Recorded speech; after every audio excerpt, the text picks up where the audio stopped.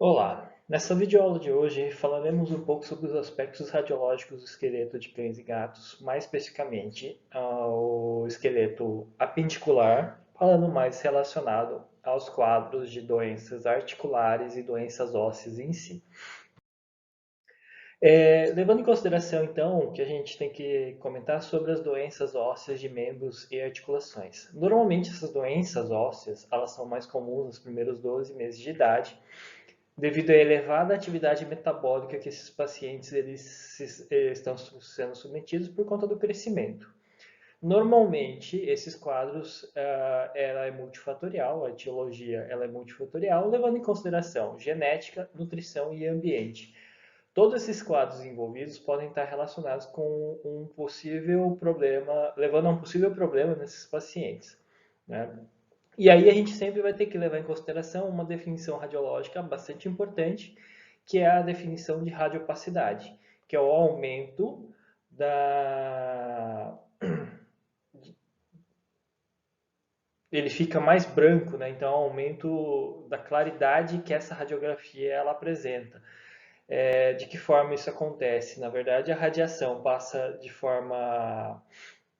Não passa, né? Não consegue passar numa determinada estrutura e o filme radiográfico ou mesmo a placa de fósforo que é usada para captação das imagens, ela é pouco sensibilizada e isso faz com que ele fique mais branco, né? Então, essa é a definição da radiopacidade maior. Três situações que a gente vai ter que levar em consideração, né? Que isso pode estar envolvido com a idade, pode estar envolvido com determinadas doenças, que é a osteoporose, né, que nada mais é do que a redução da massa óssea devido à falha dos osteoblastos em depositar a matriz óssea. Existe também a osteopenia, que nada mais é do que a redução também da densidade óssea devido à osteoporose ou osteomalácia. Isso aqui pode estar envolvido em algumas doenças que estão relacionadas com falha nutricional normalmente.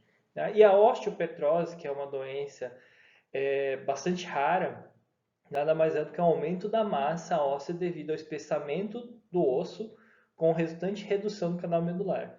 Essa é uma situação que pode acontecer com uma certa raridade e que acomete esses pacientes, eles têm uma redução do canal medular, da medula óssea, e isso vai acometer também, causando alterações sistêmicas nesses pacientes.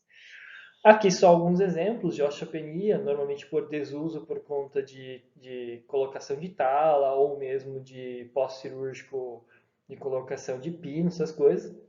A gente vai ter o quê? Vai ter a redução da radiopacidade desse osso por conta do desuso, porque o fato de não estar usando vai ser mobilizado o cálcio que está nesse osso para uso em outras situações.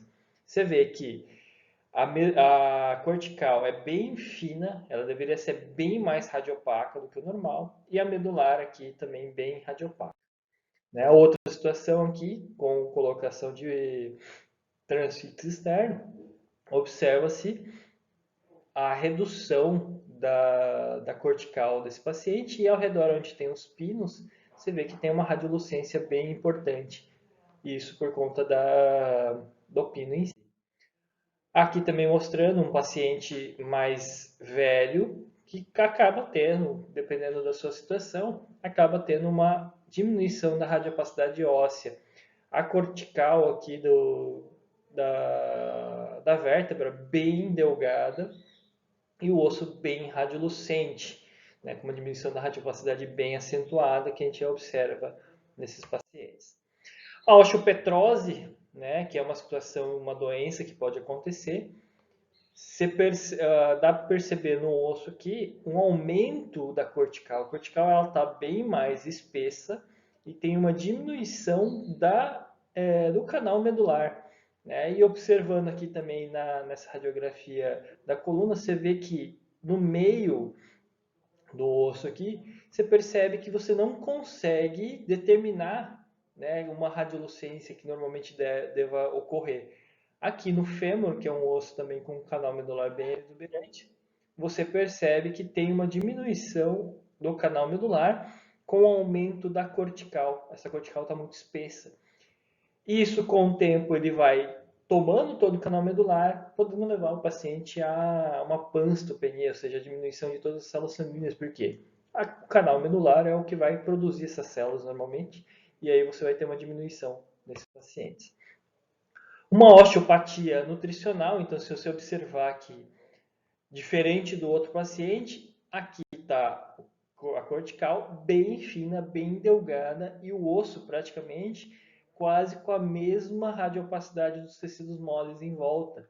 Né? Isso denota que falta de cálcio nesse osso, né? Então tem uma mobilização cálcica por conta de uma dieta ruim, né? E esse paciente tem uma osteopenia por conta do problema nutricional. E esse paciente ainda tem uma fratura que ocorre decorrente dessa diminuição da densidade óssea, né? Uma fratura patológica aqui que ocorre nesse fêmur desse paciente. Outra situação que a gente tem que levar em consideração é o raquitismo. O raquitismo é uma falha de mineralização com persistência da placa de crescimento. Pode ocorrer normalmente pela deficiência de vitamina D e desequilíbrio cálcio e fósforo, levando a uma descalcificação, né? O raquitismo, normalmente o verdadeiro, é raro e normalmente pode ocorrer em cães com alta taxa de crescimento. Na radiografia, vai se observar uma osteopenia generalizada do esqueleto, né, de todos os ossos desse paciente, uma linha de crescimento mais evidente e largas com margens denteadas, parece dentes, né, apresentando nesses pacientes, metáfise dilatada com aspecto de cogumelo, epífises achatadas e irregulares, retardo do crescimento epifisial e arqueamento dos ossos longos. Não necessariamente todas as alterações elas podem estar presentes, mas a maioria delas pode direcionar para um raquitismo. Então você observa aqui o aumento, isso aqui é a epífise do osso, desse paciente do rádio da UNA, e percebe-se esse alargamento da epífise desses ossos, a situação que parece que tem um aumento da radiopacidade próximo aqui da epífise desse osso, tá? Uma diminuição da radiopacidade também medular que ocorre nesses pacientes. Tá? Então aqui, observando justamente num raquitismo, o aumento, a forma de cogumelo, né?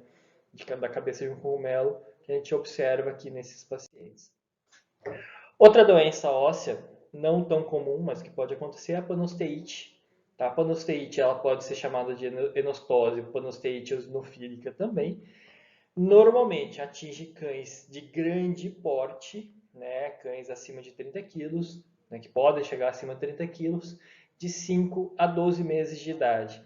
É uma doença inflamatória autolimitante. A causa normalmente é indeterminada, não se sabe se é hereditária, se é infecciosa, se é hormonal, e é um distúrbio de ossificação endosteal de diáfise de ossos longos. Uma característica clínica desses pacientes é que eles vão apresentar dor migratória. Uma hora num membro, outra hora em outro membro, pode apresentar uma dor, tá? Que normalmente ele não vai ficar apenas em um membro, ele vai ser migratório. Radiograficamente, então, vai ser observado um aumento da radiopacidade intramedular, com a perda do padrão trabecular, com aumento nebuloso de opacidade, uma aparência granular difusa, uma presença de ilhas com radiopacidades bem definidas. Pode também ter um espessamento ósseo endosteal, neoformação periosteal de forma lisa ou laminar, e lesões que são usualmente mais ditas próximas aos canais de nutrição. Então, observa-se que nesses pacientes vai ter essas ilhas radiopacas no canal, na medula do osso, né? Que está relacionado muito com esses quadros de panosteite, né? Só que é uma doença autolimitante, então esse paciente tende a melhorar e depois não ter mais o quadro de dor migratória. Outra situação que aí é mais relacionado ao ambiente ou mesmo à dieta que esses pacientes comem, né, o hiperparatiroidismo secundário nutricional. Antigamente ele era muito mais evidente, hoje já não existe tanto quadros de hiperparatiroidismo, porque a maioria dos cães e gatos comem ração, com toda a sua nutrição necessária. Então, Esse tipo de situação também pode ser chamado de osteodistrofia fibrosa, osteodistrofia nutricional, osteoporose nutricional ou osteodistrofia juvenil. As causas normalmente são relacionadas à dieta rica em carne em cães e gatos jovens ou ricas em grãos em potros, que pode acontecer. A patogenia, então, ocorre o quê? Há uma diminuição de cálcio ou de fósforo, tá? Relativa, e aí você tem o quê? Nessa diminuição, uma hipocalcemia relativa, isso vai levar a uma estimulação da paratireoide, a paratireoide vai liberar o paratormônio, essa liberação vai acontecer que há um aumento da reabsorção osteoclástica, então vai começar a ter retirada do cálcio dos ossos para o organismo animal, né? Para a região sistêmica. E isso vai fazer com que haja uma diminuição da radiopacidade óssea, com possibilidade de uma fragilidade maior desses ossos. Né? Radiograficamente falando, eu vou ter uma osteopenia generalizada, uma cortical fina, uma esclerose epifisária e metafisária, uma epífise com largura normal, né? Fraturas patológicas do tipo dobradiça, coluna vertebral com desvio, fratura vertebral com compressão e colapso pélvico com constipação. Isso tudo pode aparecer, não quer dizer que todos esses sinais clínicos eles devem estar evidente nesse paciente. Né? Então, aquela mesma radiografia que a gente comentou anteriormente, que é uma hiperparatiroidismo secundário nutricional num paciente que provavelmente comeu uma dieta rica em carne, né, que aí você vai fazer a mobilização de cálcio ósseo e vai ter uma osteopenia generalizada com a presença de uma fratura patológica. Aqui outro paciente, né, no fêmur aqui, na articulação femorotíbio-patelar, e você observa aqui na região distal da epífise, na epífise distal, né, na metáfise distal do fêmur, você percebe uma fratura, que é uma fratura patológica com um aumento da radiopacidade, mas você percebe que o osso está bem radiolucente. Existe também o hiperparatiroidismo secundário renal, né? Nas doenças renais também isso pode acontecer, né? E de nomenclatura ele pode ser reconhecido como raquitismo renal, osteite fibrosa renal ou mandíbula de borracha. Então, ocorre normalmente por uma insuficiência, uma doença renal crônica, uma anormalidade renal congênita, vai levar a uma hiperfosfatemia. Esse aumento do fósforo leva a uma hipocalcemia relativa. Essa hipocalcemia relativa vai estimular a paratireoide, estimula o paratormônio vai fazer a retirada do cálcio nos ossos, levando a um quadro semelhante ao hiperparatiroidismo secundário nutricional. Radiograficamente falando, a gente vai ter uma radiografia com perda da densidade dos ossos do crânio.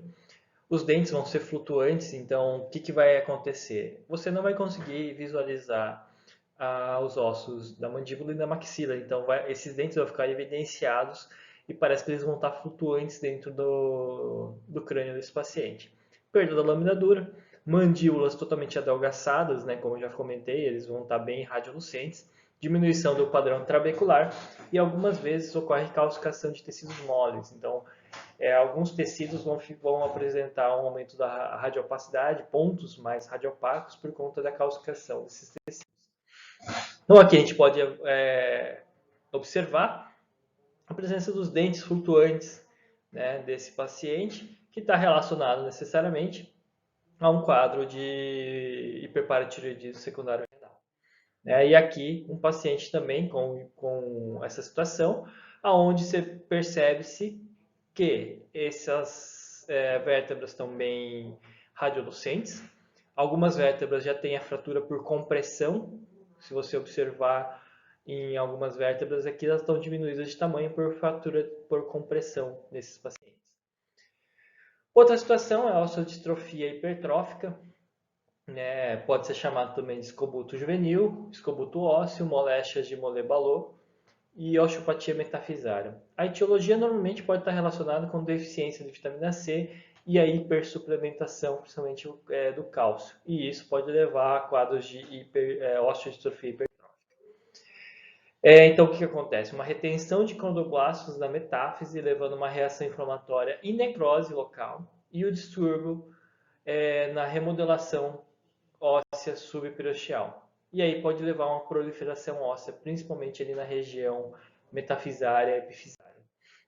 Radiograficamente, então você tem uma faixa radiolucente na região metafisária, adjacente à fise, uma esclerose óssea adjacente à zona lucente, neoformação óssea usualmente separada da córtex, que é uma situação que vai ser bem perceptível, resposta proliferativa na diáfise em casos severos e aumento difuso de tecidos moles na metáfise.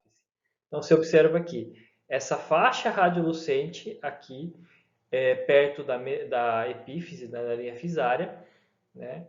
Isso é uma coisa que é bem evidente nessas radiografias. E em algumas situações a gente tem o quê? A reação periosteial na região metafisária, e se você observar, você consegue ver a cortical e ver essa reação periosteial evidente ali, tá? Que pode estar relacionada normalmente à osteodistrofia hipertrófica.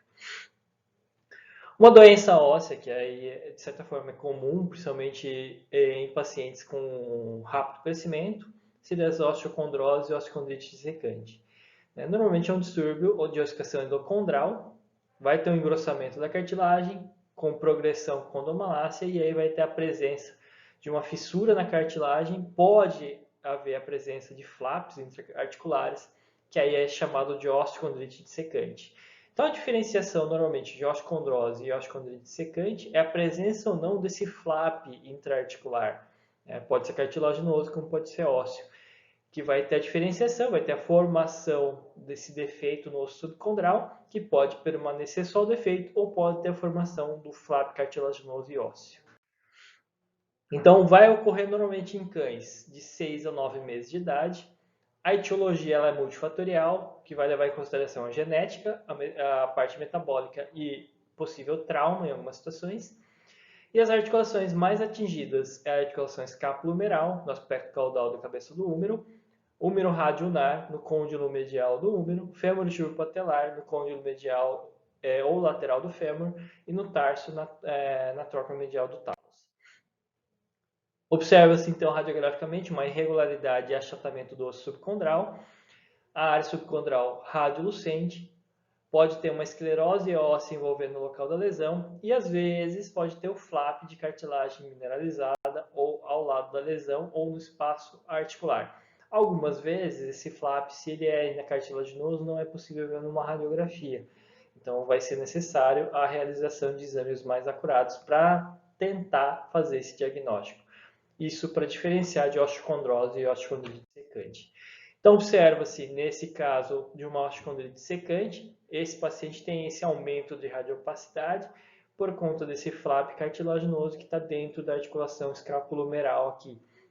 E nesse daqui você observa-se o defeito do osso aqui na face caudal da cabeça do fêmur, que está relacionado com a osteocondrose, ou seja, esse defeito no osso subcondral.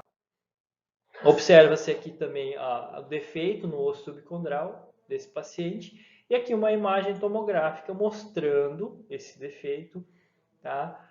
Relacionado à osteocondrose, né, mais evidente, logicamente, na tomografia do que na radiografia.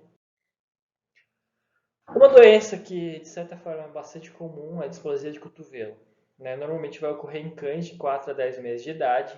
Pode ser uniobilateral, única ou associada, porque são 3 alterações que acontecem nessa articulação, podem acontecer. É uma desordem de desenvolvimento que causa dor e claudicação. E usualmente ele progride para um processo degenerativo, na articulação húmero-radionar. Então vai ter uma doença articular degenerativa por conta de todas as alterações que podem acontecer dentro dessa articulação. Então são 3 fatores, 3 condições que afetam a articulação húmero-radionar, que é a fragmentação do processo coronoide medial, a não união do processo anconeu e a osteocondrose do côndilo medial do húmero. Esses 3 problemas podem também levar a um quarto problema, que é a incongruência articular ulnar, por conta dessas alterações que foram faladas anteriormente. Então, ela é de etiologia múltipla, de caráter hereditário. Então, o paciente normalmente ele já tem uma predisposição hereditária. As lesões são secundárias a anormalidades anatômicas no desenvolvimento da articulação e do cotovelo, e essas lesões resultam no desenvolvimento defeituoso da incisura troclear. Radiograficamente, para diagnóstico, a gente tem que fazer uma radiografia em flexão máxima do cotovelo para tirar o máximo de sobreposição possível nessa radiografia. O raio ele deve incidir nas posições médio, lateral e crânio caudal. Deve sempre aplicar uma boa técnica radiográfica, deve sempre avaliar os dois cotovelos e lembrar que a união óssea da una proximal e do processo anconeu vai ocorrer de 5 a 6 meses. Então, até lá, eu ainda posso ter a linha de crescimento ali antes da união óssea. Então, nesses pacientes, eu não posso fazer o diagnóstico antes desse tempo. Então, aqui só para mostrar a radiografia normal, né? Você tem processo anconeu aqui, aqui você tem o côndilo medial da una, tá? Que estão relacionados aos quadros de displasia do cotovelo. Numa radiografia do cotovelo normal, os espaços vão estar estreitos e uniformes, formando um ar contínuo entre a incisura troclear ulnar e a tróclea humeral, e o côndilo humeral rádio e o processo coronoide medial da una. Né? Então, aqui você tem o processo coronoide e aqui você tem o ancônio, tá, desse cotovelo, que a gente sempre vai ter que fazer essa avaliação. Então, a não união do processo anconeu, ela vai ser a presença de uma faixa radiolucente entre o processo anconeu e a una.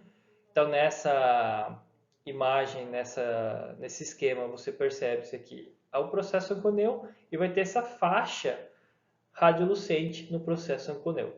Essa faixa vai ser irregular e larga e pode ter processo de doença degenerativa secundária progressiva na região. Então, observa aqui, ó, o processo anconeu, né, com a não união desse processo aqui nessa radiografia.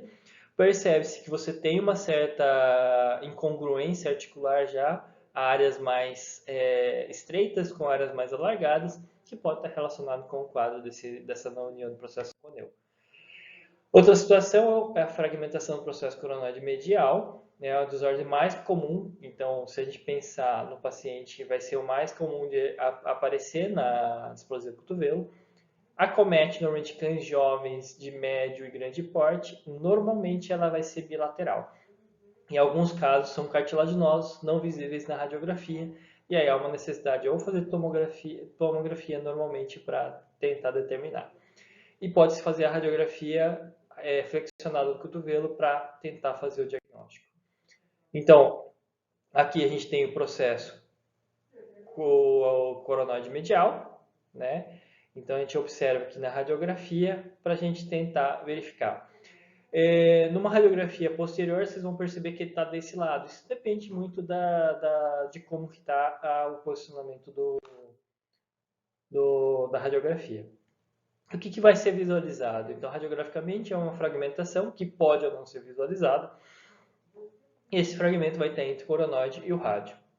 Vai ter uma proliferação óssea no processo ancônio, esclerose subcondral em incisura troclear, pode ter um alargamento do espaço húmero-radionar e a falta de congruência ou degrau entre o processo coronoide e a cabeça do rádio. Então, você observa aqui, ó, o processo coronoide e aí você tem a fragmentação do processo coronoide medial.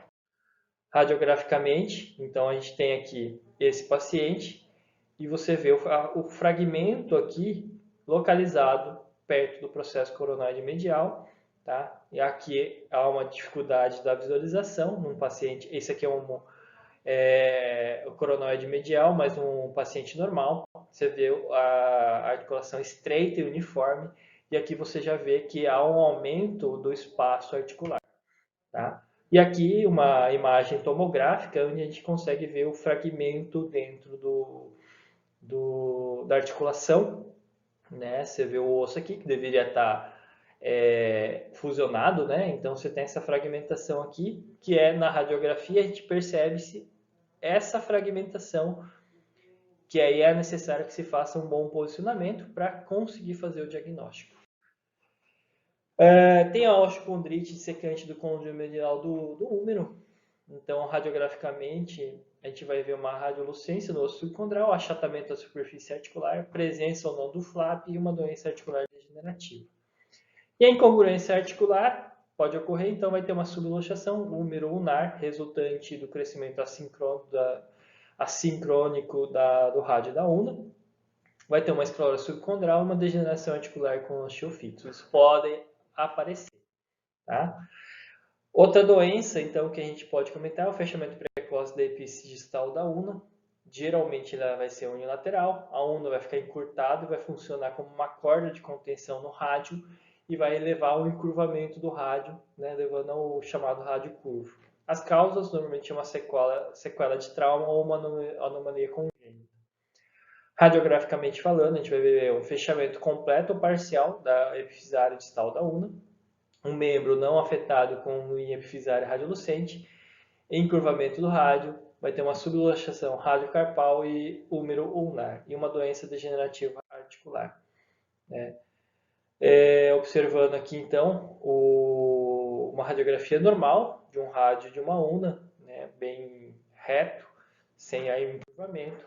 E aí o paciente ele pode ter esse tipo de situação, o encurvamento do rádio por conta da falta de crescimento da una por conta do fechamento precoce. Né? Então você tem aqui ó, o fechamento da una precoce e o encurvamento do rádio, nesse caso aqui, observado nesse paciente aqui cinza, né, no NOG alemão. Aqui outra situação, então no fechamento começa a ter o encurvamento do rádio por conta da una não crescer mais e servir como uma contenção, fazendo esse encurvamento do membro. Ainda tem a retenção endocondral central da una, geralmente é bilateral e simétrica e ocorre em cães gigantes. A causa ainda não se sabe ao certo, é causa indeterminada, vai resultar da retenção temporária ou permanente da cartilagem endocondral na metáfise ulnar distal. O achado é incidental e sem significado clínico, diferente da fechamento precoce que leva à dor, e pode levar a encurvamento do rádio também. Né? Então, radiograficamente, vai ter um cone invertido radiolucente na metáfise distal, encurvamento cranial do rádio e uma pequena zona de esclerose que pode remover a área radiolucente. Então, você tem essa formação do cone, tá, na metáfise distal da una, tá, que vai apresentar essa alteração radiográfica aqui, ó, tanto aqui na epífise distal aqui da una. Bom, a necrose séptica da cabeça do fêmur normalmente é uma afecção que acomete cães de pequeno e médio porte, com idade entre 4 a 10 meses. Ela pode ser uni ou bilateral, e ela também pode ser reconhecida na literatura como necrose vascular da cabeça do fêmur, doença de Legg-Calvé-Perthes e osteocondrose deformante juvenil.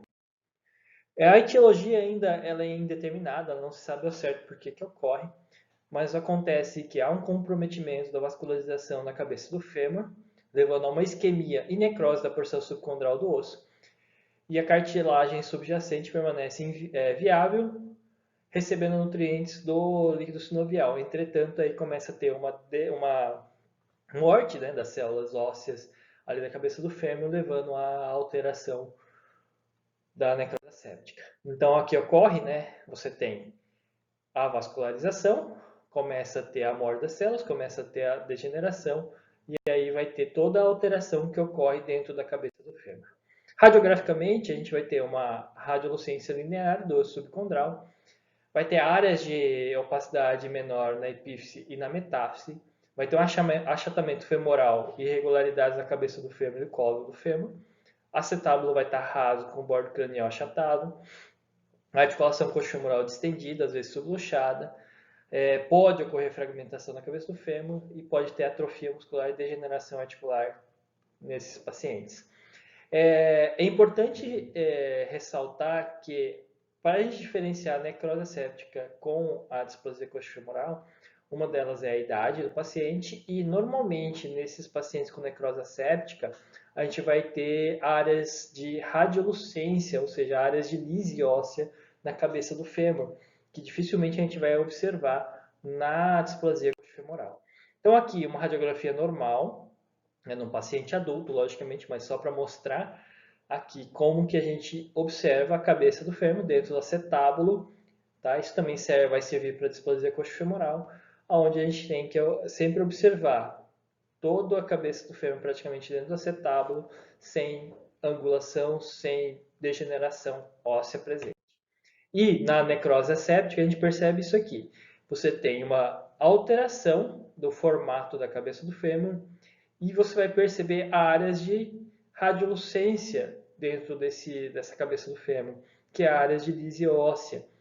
Lógico, a gente tem algumas situações bem mais evidentes, mas a gente consegue observar aqui na cabeça do fêmur e começa a ter alterações de conformação do colo femoral também, com áreas também de lise óssea presente aqui, que é relacionado à necrose asséptica. Nesse paciente também tem um arrasamento acetabular, então começa a ter uma degeneração da articulação da coxa femoral. A displasia coxofemoral é uma doença multifatorial.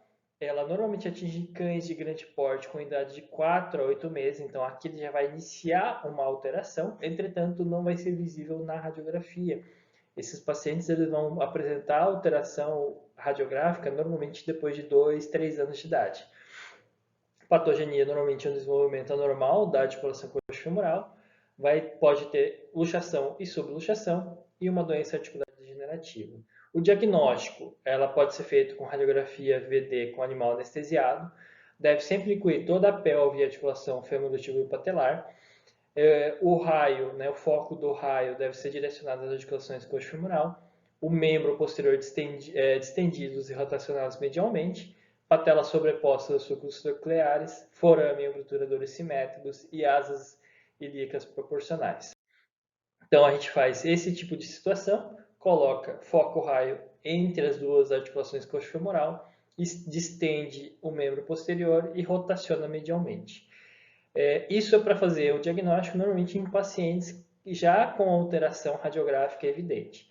Existe um procedimento que é chamado com um aparelho chamado PENRIP, né, que é para diagnóstico precoce, ou seja, pacientes que são jovens e que precisam fazer um diagnóstico de ser livre de possibilidade de displasia coxofemoral, você faz esse procedimento para tentar fazer a verificação que esse paciente tem um aumento da articulação usando esse método. Então, a interpretação vai ser feita normalmente associando o ângulo de Norber, que ela necessariamente tem que estar acima de 105 graus, a avaliação do acetábulo, como o bordas, formas e profundidades, a cabeça e o colo femoral, como forma, contorno e posição, e a congruência articular, né? Então, espaço, cabeça, fêmur e acetábulo. Aqui só para mostrar o ângulo de Norber, então a gente avalia fazendo um traço entre as duas articulações, e aí você pega numa articulação, você pode usar fazendo uma linha usando a asa do ilho e depois fazendo a mensuração do ângulo externo, ou na margem cranial do acetábulo, faz uma linha e faz a medida do ângulo medial. E aí você tem que ter, essa angulação tem que estar acima de 105 graus. Um paciente sem displasia coxofemoral vai ter cabeça femoral e acetábulos congruentes, ângulo de Norber acima de 105 graus, a borda acetabular crânio lateral nítido e levemente arredondado e espaço articular estreito e uniforme. É o que a gente espera observar, igual a gente observa aqui, ó, o paciente com a cabeça do fêmur bem acoplada, com o espaço articular bem estreito e uniforme, que a gente espera ver no paciente normal. Na displasia de grau leve, pode ter uma subluxação da cabeça do fêmur bem leve, bem discreta, pode, mas não necessariamente ele vai ter. O ângulo de Norber ela vai estar entre 100 e 105 graus, e vai ter sinais leves de osteoartrose mudando as margens acetabular cranial, caudal ou dorsal. Então você vai ter a presença aqui, ó, de de um aumento da radiopacidade. Esse espaço vai estar mais, não vai estar tão estreito e uniforme. Você já tem uma certa presença de um remodelamento da cabeça do fêmur. O que a gente está mostrando aqui na seta é a linha de Morgan. Então, isso aqui é uma alteração que sugere que esse paciente tem uma provável displasia coxofemoral. Isso aqui é a presença da linha de Morgan, sugere isso. Uma displasia coxofemoral moderado vai ter uma marcada incongruência entre a cabeça do fêmur e o acetábulo, com uma subluxação nítida. O ângulo de Nobel ela vai estar entre 90 e 100 graus. E o acetábulo vai estar raso, o espessamento do colo e cabeça do fêmur. Né? Se a gente observar, normalmente essa radiografia está mostrando apenas um lado, mas esses pacientes eles podem ter alteração nos dois lados, né, por conta da displasia. Observa-se aqui o remodelamento da cabeça e do colo femoral. Ele perdeu a cinturinha do colo femoral, a cabeça está deformada, já quase tendo uma alteração que sugere uma cabeça de um cogumelo. O espaço aqui, você tem espaços estreitos, mas espaços alargados da articulação coxofemoral, bem evidente. E se observar, ele tem já uma subluxação, né, coxofemoral presente aqui. Na margem caudal, ele tem a presença de osteofitos, tá? Presente aqui na margem cranial do acetábulo e também na margem caudal. Essa irregularidade aqui é a presença de osteofito nessa articulação. Aqui outra radiografia, né, observando o que? Isso aqui são radiografias de felinos com displasia coxofemoral de grau moderado. Né? Esse é um grau de um paciente normal, e aqui é um paciente com uma displasia de grau moderado. E percebe-se a subluxação evidente dessa articulação. Né? Nos felinos, eles vão apresentar tanto sinais clínicos como em cães, mas eles apresentam a displasia coxofemoral também. Tá? A diferença aqui é que a cabeça do fêmur não tem tanta degeneração, né? Tanta alteração, mas há essa subluxação bem evidente na cabeça do fêmur. Aqui outro paciente, né, com o remodelamento da cabeça e colo femoral bilateral, aumento do espaço intraarticular, tá, que sugere uma displasia de grau moderado. E o grau grave vai ter uma luxação nítida da cabeça do fêmur. O ângulo de Nobel ele vai estar menor que 90 graus. Vai ter uma deformação da cabeça do fêmur, com forma de cogumelo, o acetábulo vai estar raso e uma doença articular degenerativa importante. Né? Então a gente observa aqui um paciente com luxação, acetábulo raso, luxação. A diferença é que isso aqui também é de um felino, por isso talvez a gente não tenha tanta alteração na cabeça do fêmur, mas você vê a luxação nítida aqui nesse paciente, e aqui observa-se que um osteofitos na margem cranial.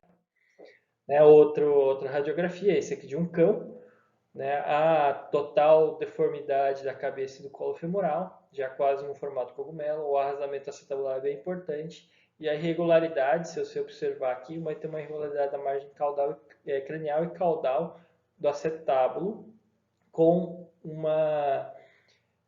um arrasamento acetabular importante também.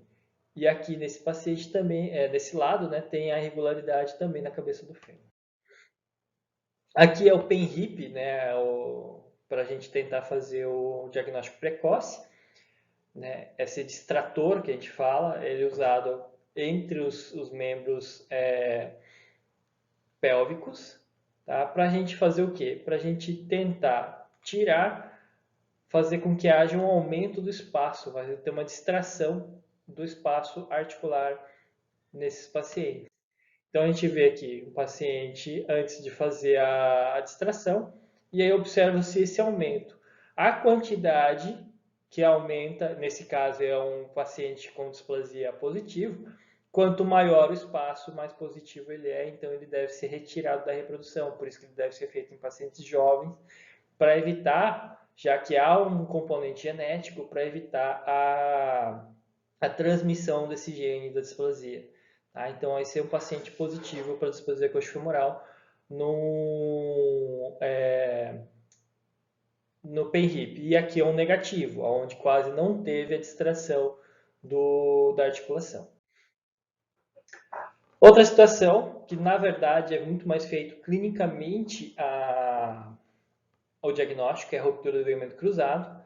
É uma das principais causas de doença articular degenerativa do joelho em cães. E radiograficamente ele pode ter osteofitos ao longo das bordas trocleares, superfície caudal do platô tibial inferior. A gente pode também ser chamado de entesofitos, dependendo da situação e se é região de ligamento, né? Então pode ser chamado de entesofito também. E vai ter um espessamento da cápsula medial e esclerose óssea subcondral.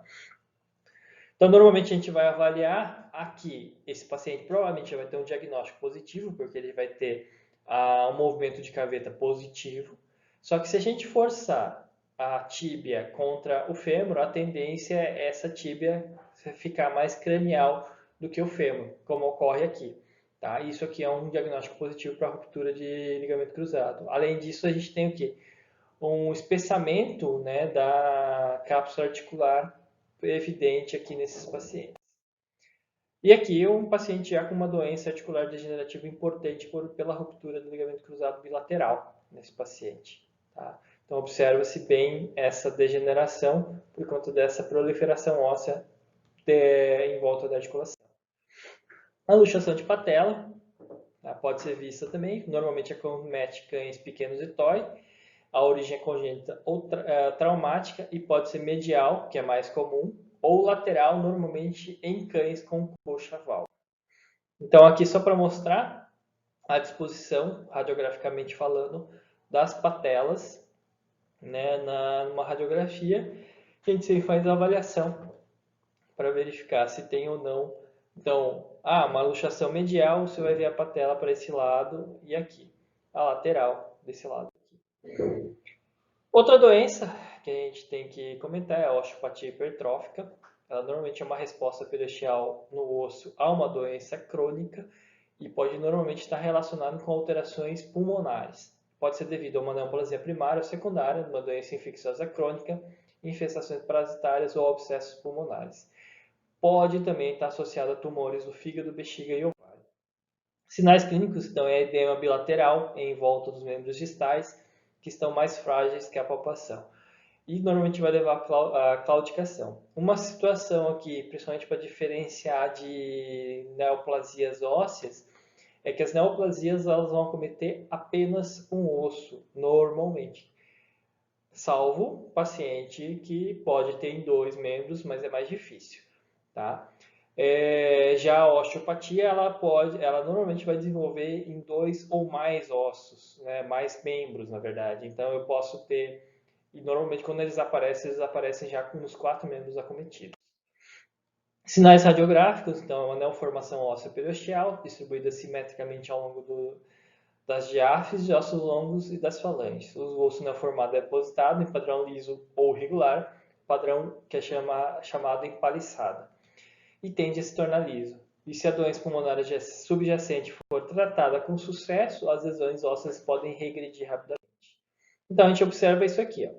Falanges com essa reação periosteal, tá? E aqui também em ossos longos, a presença dessa reação periosteal em todos os ossos praticamente, ó.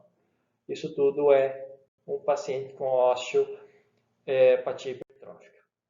Neoplasias ósseas, as malignas, normalmente 85% são osteosarcoma, normalmente acomete região metafisária de grandes ossos.